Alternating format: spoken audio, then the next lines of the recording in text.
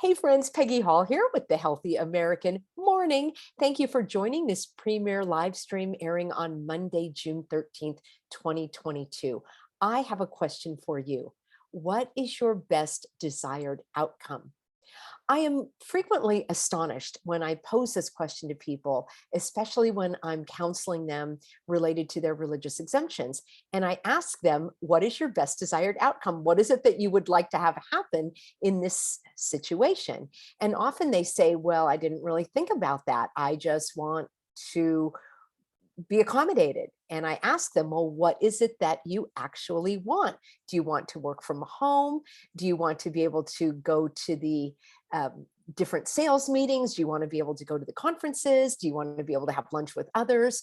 Are you willing to do any self screening? And so it's very, very important. And I was thinking about this and expanding it to other areas of life.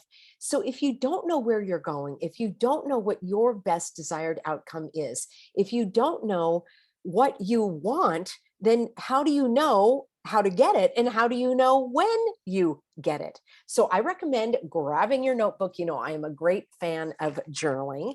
Grab your notebook, grab your pen, and I want you to just brainstorm and make a list that no one has to see. You can even cross things off that list, but ask yourself, what is it that I want? What is my best desired outcome in this scenario?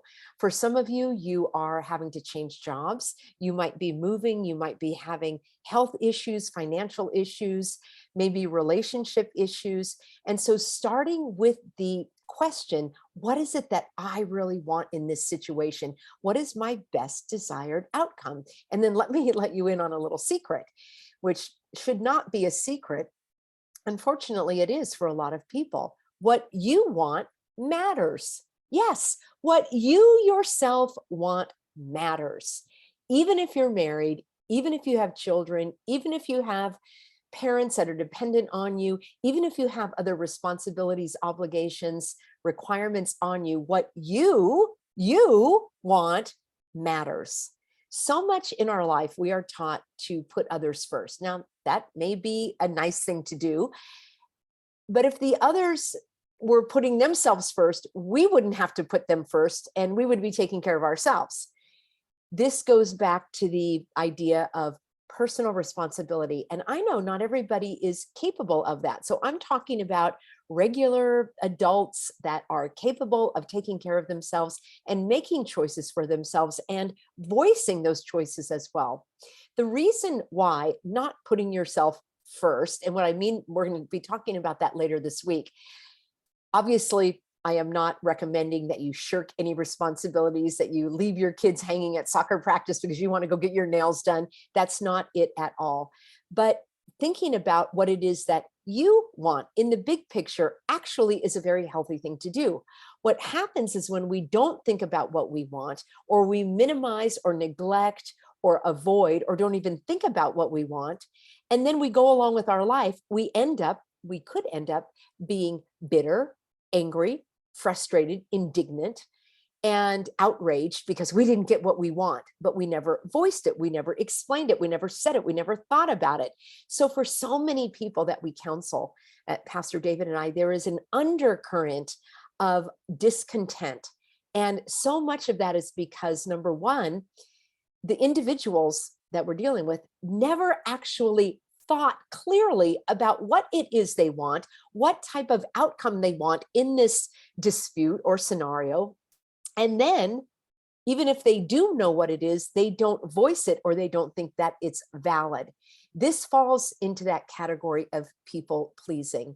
And people pleasing is actually a type of lying, because if you are only doing something to please others or because society is telling you to do it, then you're not really doing it, in my opinion, from an authentic, sincere, genuine basis.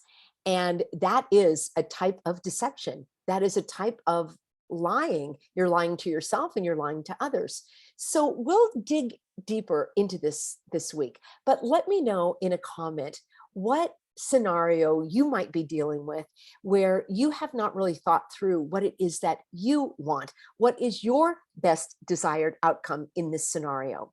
Another way of thinking this through for your brainstorming is to imagine, and this may not be the case for you, but just imagine, to open up your mind and be a little more free with your thinking. Imagine that no one else in the entire world was going to be affected by your decision except you. Imagine that you had free reign to do exactly what it is that you wanted, and that your best desired outcome was the top priority. I'd like you to take that perspective as you're brainstorming and writing down ideas in your notebook in terms of whatever scenario you're dealing with, and then what is your best desired outcome. That is a phrase that I've been using again and again with the individuals that I'm counseling when they're dealing with their employers. And it's surprising because sometimes the answer is, well, my best desired outcome is to retire, or my best desired outcome is to get a severance package, or my best desired outcome is to go back and work from home, or my best desired outcome is actually to leave this employer and find a better job. My best desired outcome is to retire and pursue something that I really love. So sometimes we will imagine that we know what other people want and think, and what their best desired outcome is. We may even think that we're operating in their best interest, but come to find out we didn't have the full picture. So let's start with you, and let's find out what your best desired outcome is in whatever scenario that you may be struggling with.